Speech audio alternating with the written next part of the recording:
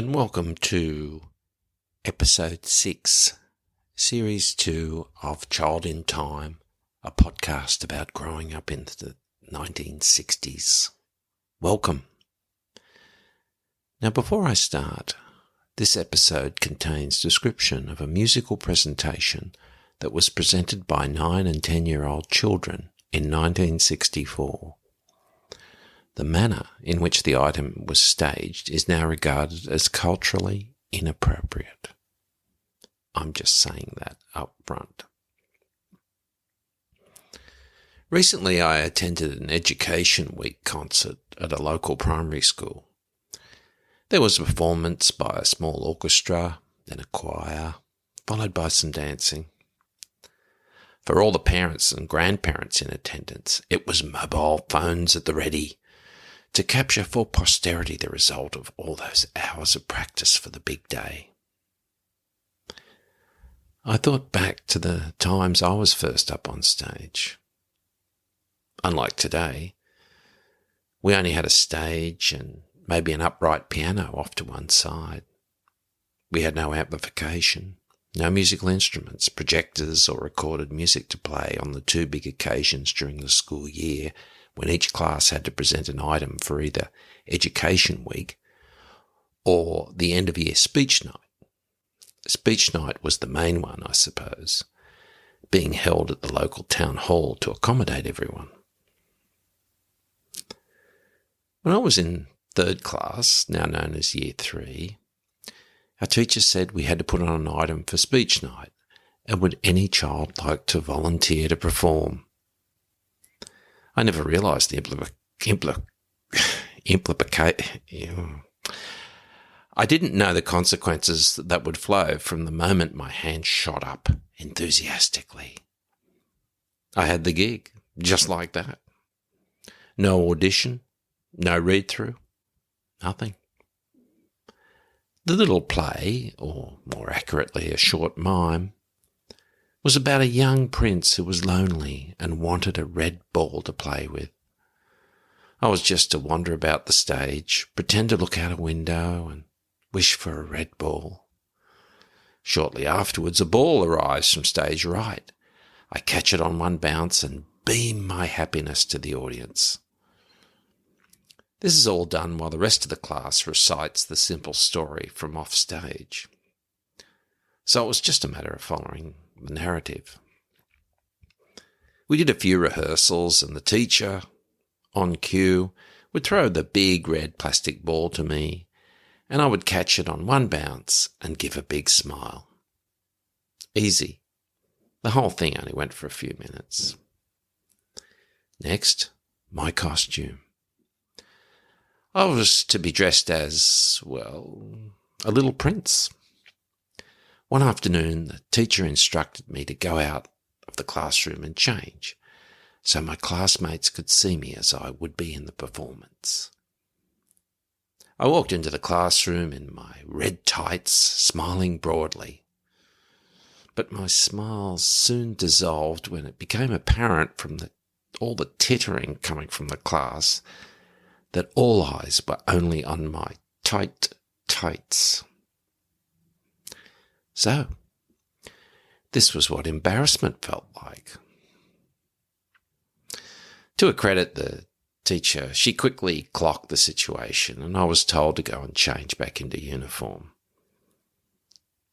As I changed, I thought, why am I doing this? Even as a mere 9-year-old, I could clearly envisage the horror of marching out on stage to the assembled entire school plus parents in the town hall on speech night. The next day, my teacher called me to her desk. "Scott," she said, "I think your costume needs a cape." "You bet it does, lady." Now, speech night was only a few days away, so the performance was to be the debut of the now caped and suitably modest prince. Backstage, just before the show, my white cape, which looked a bit like it had started life as a curtain somewhere, was tied around my neck. It reached down to my mid-calf.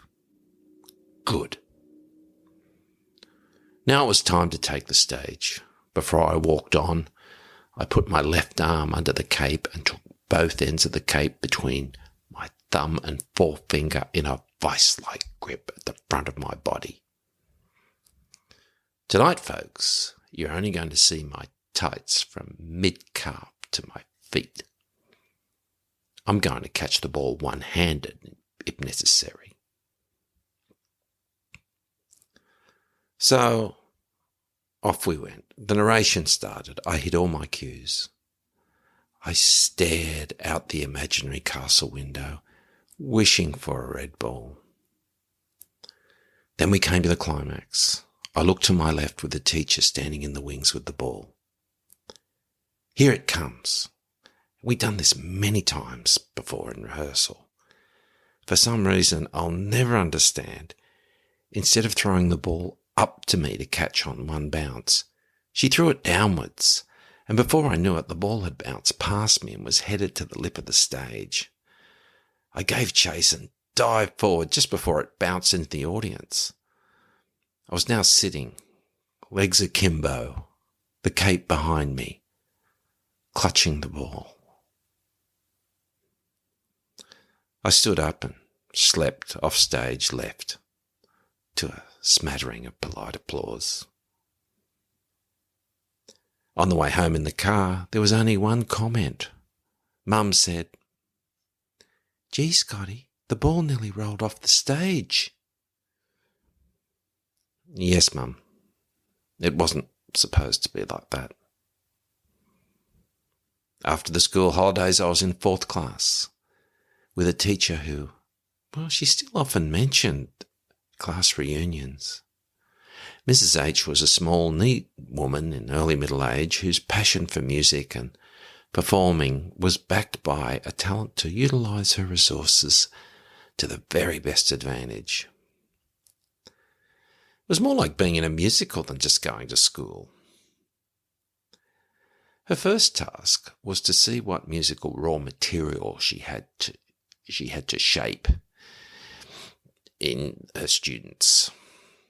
She started by having everyone sing a simple song while she played the piano. After we got the song, we would be told to continue singing a cappella. She would walk around, stopping to bend down close to each child as we sang, assessing our voices. At the end of this process, 2 students were picked out as leads. One was Jim. He had a lovely soprano voice, but he was just a knockabout kid like most of us. But uniquely, he was the only kid I ever knew who was learning the violin. The other kid picked was me. Only one thing I knew for sure. I wasn't picked for my Lonely Prince effort a few short months before. Mrs. H was much more likely to be at a piano than her desk, having us practice singing scales. Now, it got pretty boring singing scales quite quickly, so she jazzed it up by letting us do the scales singing, "Yeah, yeah, yeah," just like the Beatles did. She assured us that the Beatles actually did this. I doubt that. Mrs. H was a very competent pianist, using sheet music barely at all, and often turning to us from her piano to encourage us to round your O's. At the first concert on Education Day, I was to sing solo. Mrs. H was to accompany me as I sang the Major General song from the Gilbert and Sullivan operetta, The Pirates of Penzance. Check out a clip of the song on YouTube. I'll wait. My main concern was that the song slows down and speeds up to degrees decided by the vocalist. Mrs. H told me to go as fast or slow as I liked, and she would stay with me. I took the stage dressed as a little general, my plastic sword on my belt and a majorly curly moustache drawn on my face to match my uniform. No tights required, thankfully. As a 9-year-old, I was singing lyrics that I didn't even understand. With many cheerful facts about the square of the hypotenuse, for instance. It all went fairly well, I suppose, but Mrs. H was just warming up. The main gig was speech night at the end of the year. Mrs. H was going to make sure we really put on a show. Not just a good show. She wanted to knock their socks off. Jimmy and I remained the golden boys, the soloists. We could do no wrong, and I never got into any trouble. There was another group of, it was mainly girls in the chorus. The kids who couldn't or wouldn't sing were sent to one side of the room on the many afternoons devoted to rehearsing. The non-performers were given worksheets to do, and they did a lot of worksheets. On a couple of occasions, Mrs. H took Jimmy and I to neighbouring classrooms to sing a cappella to other classes and have everyone clap our efforts. She had decided quite early on what our performance on speech night was going to be. We were going to do a black and white minstrel show. In 1964, the Black and White Minstrel Show was a very successful long-running light entertainment show on TV. It ran for 20 years. Plus there were record-breaking stage versions and record albums that topped the charts. It was of its time, and back then, we, as little kids, would have performed as any racial group or animals or space aliens or anything at all. We just did as we were told. And none of us would have had the slightest idea that the way we performed was offensive. So we rehearsed and practiced most afternoons with the occasional lesson of maths, English, or some other academic sideshow. As the end of the year approached, it was time to spruik the show around the school. One afternoon, Mrs. H took me out of the classroom and applied blackface makeup to my then 10-year-old face. I accompanied her to every classroom in the school to be presented as to what we had in store.